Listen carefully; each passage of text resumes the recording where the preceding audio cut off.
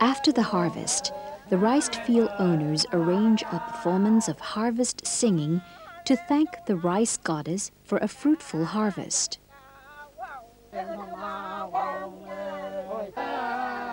This ageless tradition seen now shows us the desire of the Thai people in obtaining prosperity, growth, and life in the agricultural society that lasts forever.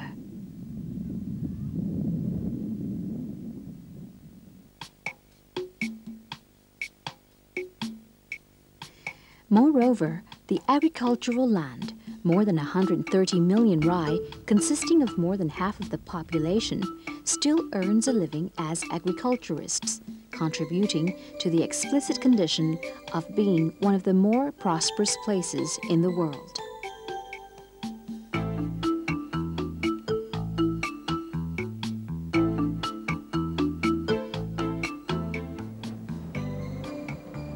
The export data since 1987 shows that Thailand has been exporting as much as 50% of agricultural goods.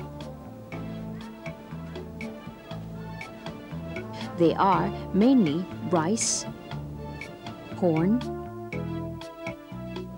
sweet cassava, sugarcane,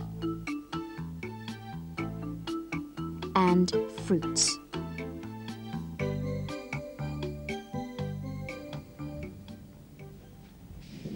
However, the data of the economical growth does not show us the real condition of the situation. Because even though Thailand is one of the important world feeding bases, unbelievingly, there are some among her people who still lack food to eat.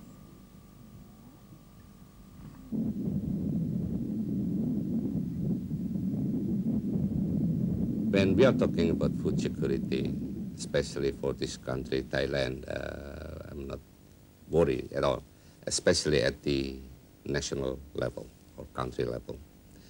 But when we are talking about food security, we have also to have to consider several dimensions. Among others is for instance, the country level. Okay, everything's okay here. But we also have to talk about the regional level. That means maybe the provincial level. Because in some area, like in the Northeast, maybe in terms of food production, maybe they are not very much being able to meet the need for the local people.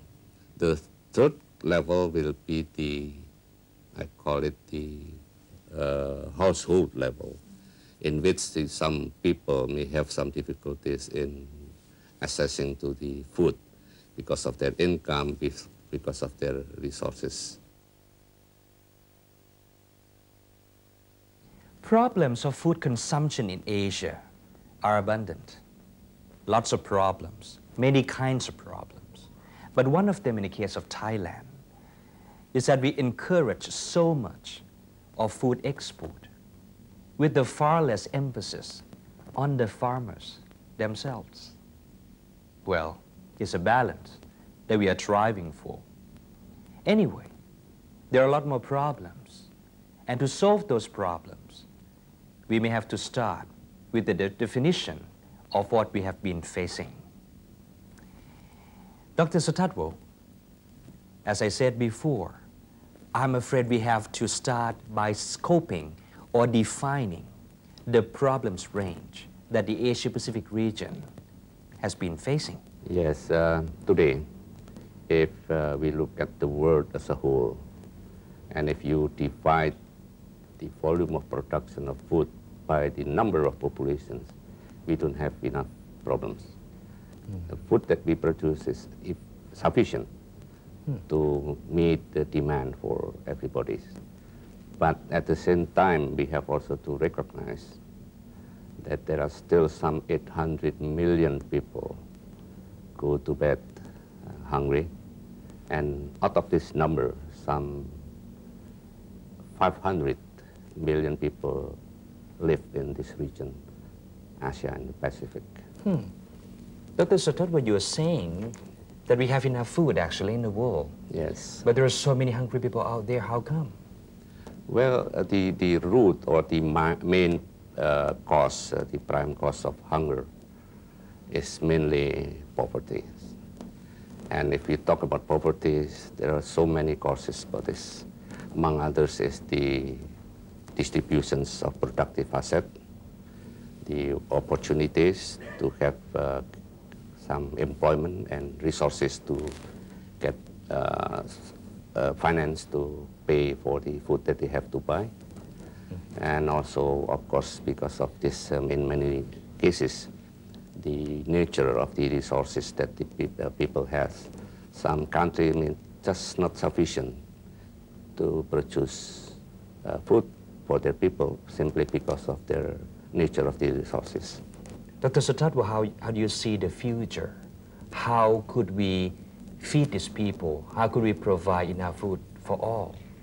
Yes, if we talk about this problem, we can start with, I can take one of the definition of food security. All right. Food security, that means that for all people, at all time, they have access to food that they demand, they need it to live in active and healthy life. So if we use this definition, we can derive several consequences that later on have to be used as a focal point to be implemented, to overcome. First is with respect to the availability of food. That means that we have to increase production. You know that population is still increasing, and also demand because of the increase in income is also increasing, both with respect to quantity as well as quality, toward more, what you call it, protein-rich commodities.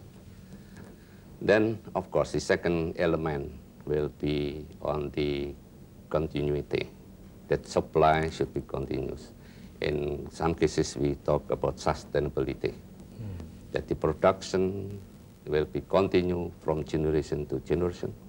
So we have to introduce friendly method for developing, friendly to environment, the developing of food industries and also food productions. Another component of this will be on the aspect of healthy. This means also the variety of food. And then the third component is, the fourth component is the access to food. So we have to provide employment for the people who don't have any employment, so that they will have some resources to gain access to food in the market. In the fastly growing number of population, and we still want to provide food for all, Yes. and you mentioned a very important word, food security. How can we do all of these amidst all the restraints and constraints? Yes, all of this has been discussed and in the World Food Summit in November last year. All of the need of action that need to be done and the commitment of the government has been also discussed and put in the declarations and the plan of actions of the World Food Summit. Among others, it starts with, for instance, the commitment, stronger commitment of the government to put agriculture and food production in the highest priority possible.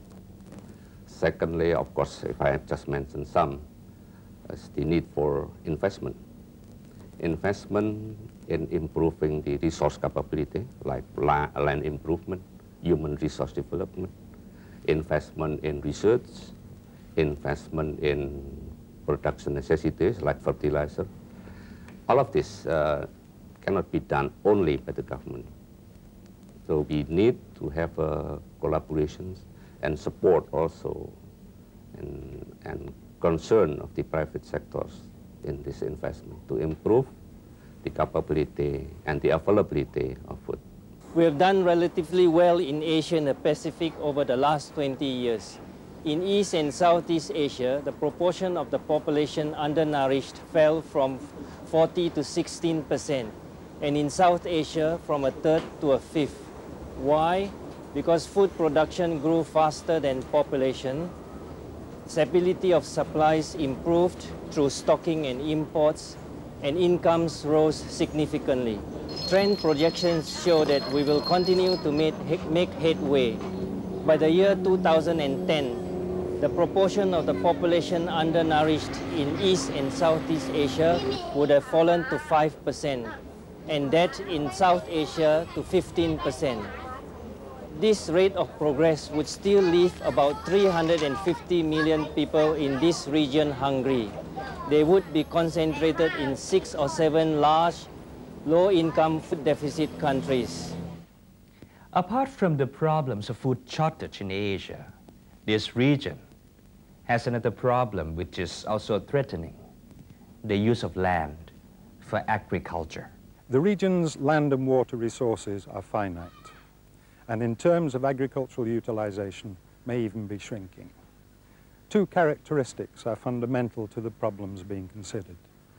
Firstly, the high population density in relation to available resources. The land-man ratio in Asia is only 1/6 of that of the rest of the world. Secondly, the fact that most land suitable for sustainable agricultural production is already being farmed. The main land and water constraints to increased agricultural production are water scarcity, land degradation, and land conversion.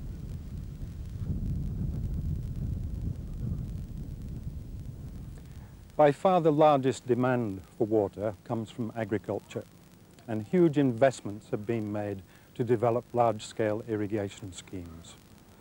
Unfortunately, many of these schemes waste water, in some cases up to 60%.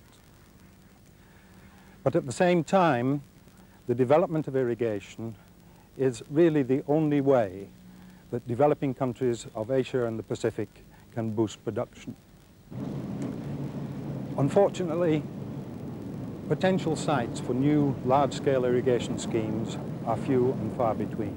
Consequently, operational improvements must focus on increased water use efficiency and on-farm water management. In this respect, participatory approaches through water users associations are seen as the best way to hand over the management of water resources on-farm to the users, the farmers themselves. To solve the problems in marginal areas, it is essential that solutions be found which are attractive to farmers. Conservation farming systems must include short-term benefits if farmers are to accept them.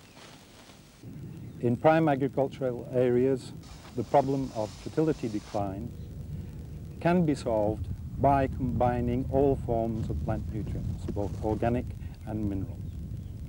In both cases, a participatory approach is seen to be essential, insofar as this will enable farmers to enhance their decision-making skills and manage sustainably their land resources.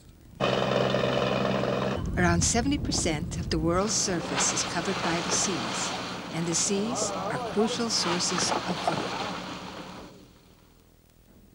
ข้อที่น่าหวั่นเกรงก็คือว่าเวลานี้สัตว์น้ำที่มีอยู่ในโลกกว่า 200 พันธุ์ที่จับใช้ประโยชน์กันมาเนี่ย35%จับใช้ประโยชน์มากไปแล้ว25%กำลังจับเกินควรเต็มที่ยังเหลืออีกเพียง 40% หรือ40% นี้ที่ยังมีการเพิ่มการจับใช้ประโยชน์โดยประเทศที่กำลังพัฒนาค่อนข้างจะสูงเพราะฉะนั้นจะเป็นเรื่องที่น่าหวั่นเกรงว่าต่อไปข้างหน้าเราอาจจะมีผลผลิตจากทะเลค่อนข้างจะน้อยเมื่อตระหนักถึงความเป็นจริงที่ว่าสัตว์น้ำนั้นมีขอบเขตจำกัดในการผลิตแล้วรัฐบาลหลายประเทศก็ได้เข้าใจแล้วก็ได้มีคำปฏิญาณร่วมกันในหลายแห่งในรอบ 3-4 ปีที่ผ่านมาคือลงความเห็นว่าถึงเวลาแล้วที่เราต้องร่วมกันช่วยกันอนุรักษ์ไม่ให้มีการจับใช้ประโยชน์จนเกินขอบเขตเราจำเป็นจะต้องมีการควบคุมการประมงให้พอเหมาะพอควรยิ่งขึ้นเราจำเป็นต้องเพิ่มผลผลิตจากการเพาะเลี้ยงสัตว์น้ำให้มากยิ่งขึ้น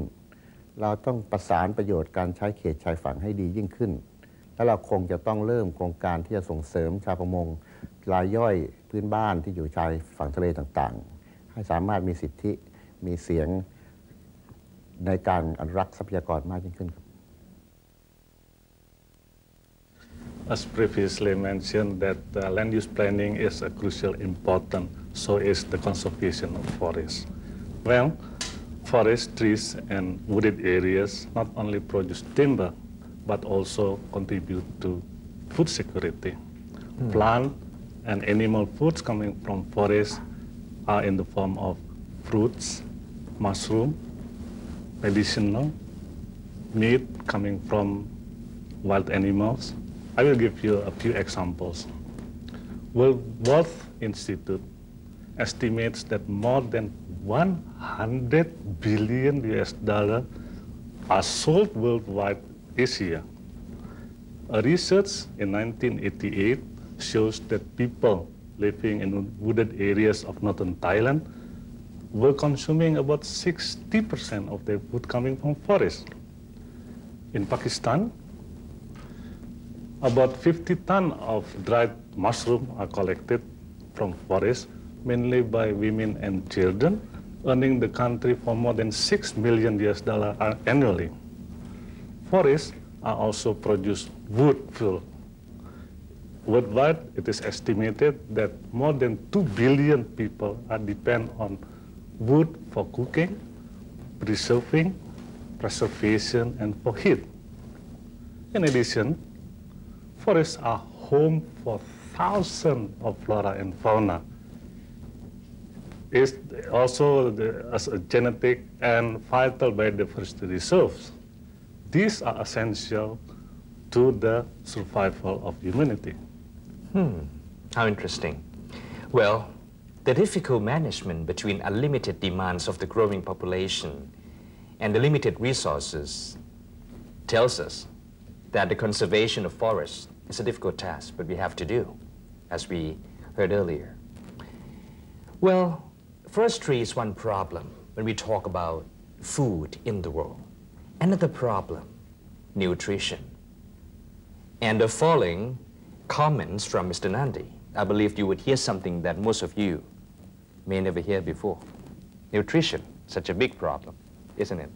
Well, as we all know, all nutrition flows from food. And malnutrition that is caused either by bad food, bad diet, or by lack of food. And when we talk about lack of food, means lack of specific nutrients in the diet. All right. And similarly, when we talk about bad diet, that means sometimes excess of diet or excess of food intake.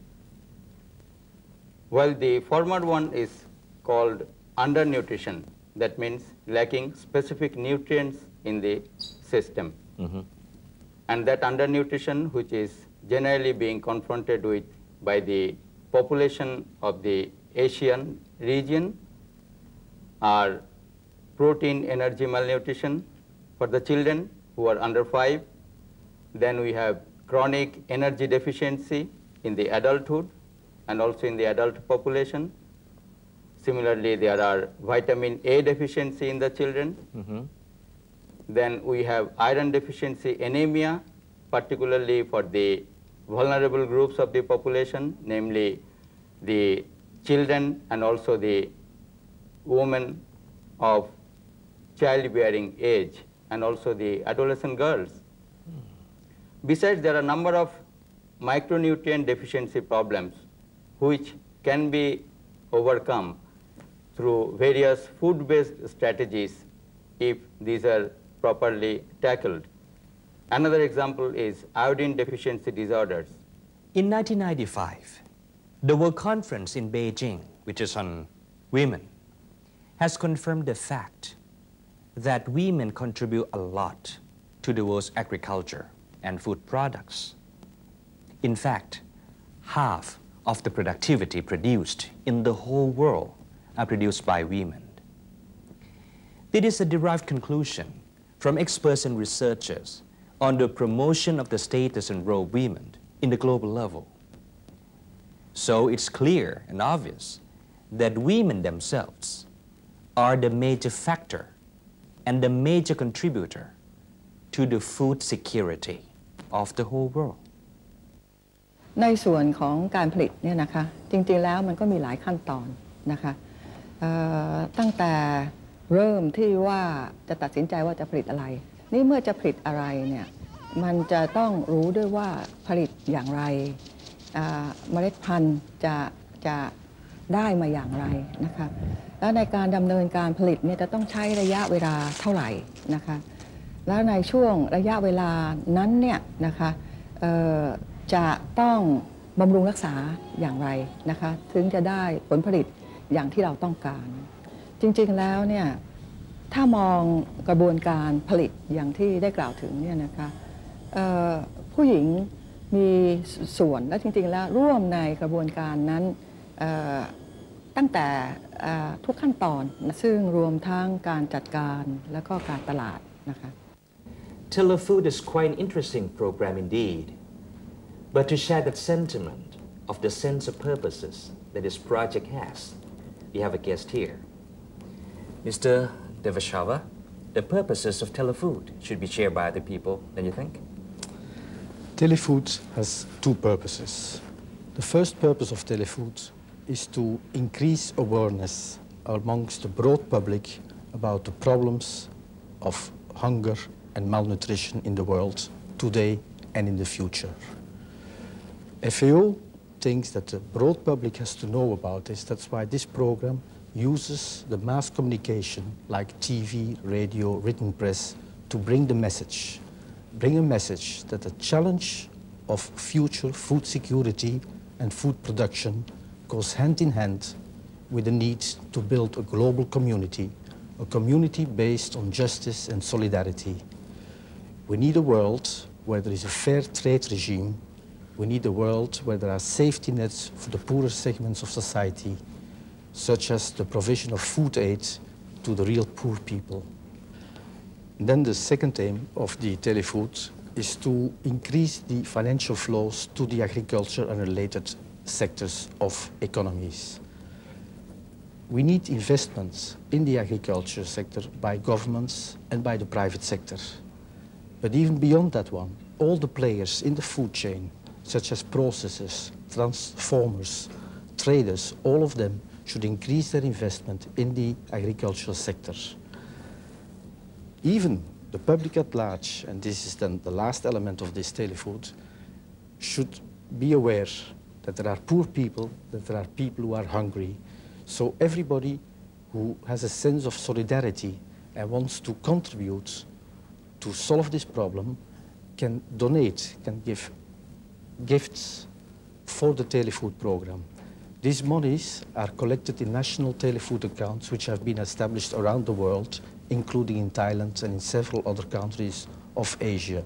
There, FAO is collecting money, donations from private sector, from individuals, and these monies are used in projects which FAO specifically designed within a program called the Special Program for Food Security, where we try to assist people to help themselves, to feed themselves, rather than having to rely on food aid. There are starving people out there waiting for us, waiting for you, waiting for me. What are we going to do about that problem? One of the solutions, the Telefood project. You can contribute to this project as much as you want to, as much as you can afford to help these people. Telefood project has a bank account at Siam Commercial Bank with the account number 003/2/63530/0. We're going to help them. We're going to do something that we can make a difference in the world level, since they are a part of us. Join hands and have a good day.